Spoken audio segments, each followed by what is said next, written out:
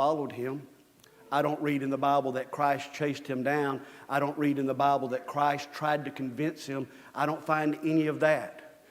But Jesus turned to his disciples and began to talk about, how does a rich man enter heaven? Jesus extends to us, to you and I today, the reasons to rejoice. And sometimes it's not for all the reasons that we think, and maybe sometimes it is. I rejoice this morning in my salvation. I rejoice this morning in my family, in my wife, in my children have professed salvation. I rejoice that many of my family and friends, I've got to hear their testimonies that have strengthened me. You know, Christmas is really a good time to get to strengthen people. Christmas is also, suicide rates at Christmas are the highest any time of the year. Suicide rates in America are the highest at Christmas any time of the year. And you wonder why. It's very simple, because people are looking for something. They're looking for something that the world cannot give them. They're looking for something that they cannot build. They're looking for something they cannot buy. They're looking for something they cannot achieve.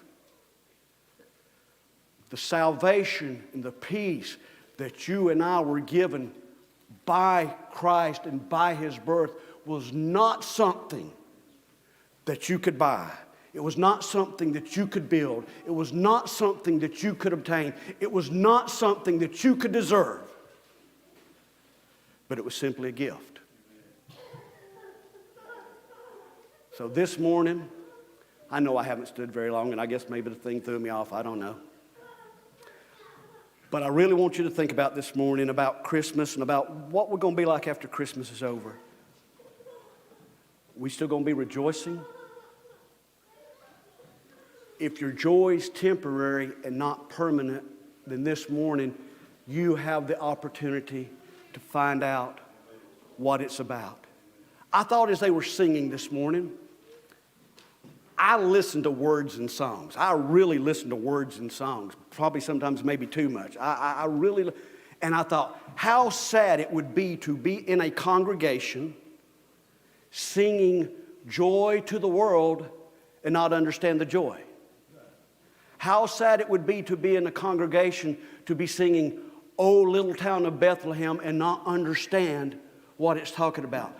All these beautiful verses that have been pinned down, to sit in a congregation and sing them and not have the understanding of what they meant. Great joy was given you and I when Christ was born. Great joy, exceeding joy, joy that cannot be measured. And you and I today need to exude that. Not just during Christmas, but year round. So this morning, if you want to come get a song, if you have this joy this morning, then rejoice. Rejoice. But if you're here this morning and as the Christmas songs were being sung and as the sermon was being preached, you go, "I don't have that." But you want it. We invite you to come while we stand. Come and receive salvation. Come and receive the joy that Christ wants to give you. Permanent, real peace and joy while we sing. Let's sing, "Where Could I Go?"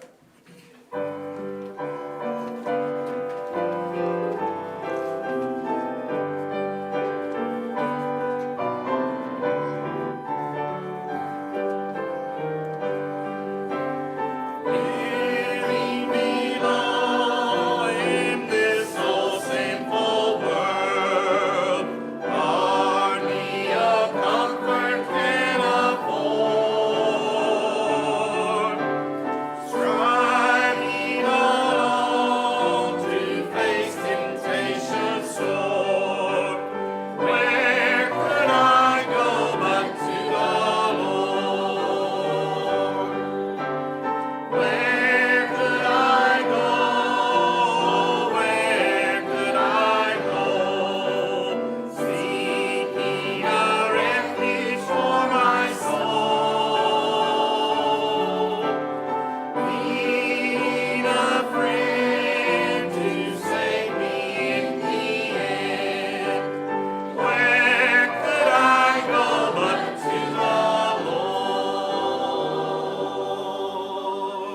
my hope and prayer for you, not only during the Christmas season, but year-round, is that you have Christmas joy, peace, and contentment in your heart.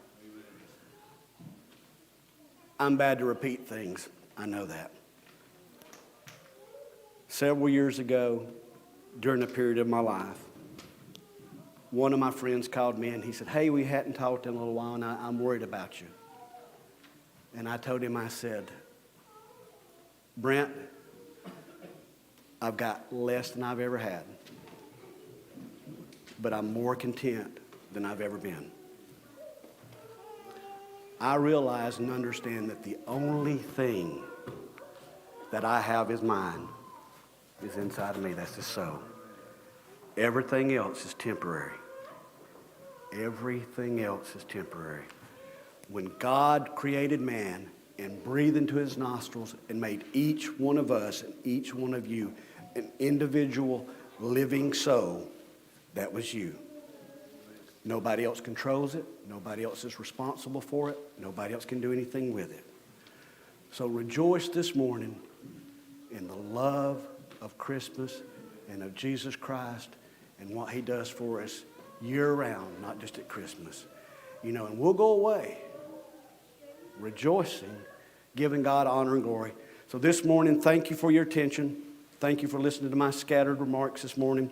I apologize for the malfunction I had nothing to do with. But so at this time today is our conference. So if you'd be seated, we'll go into conference this morning. Sir.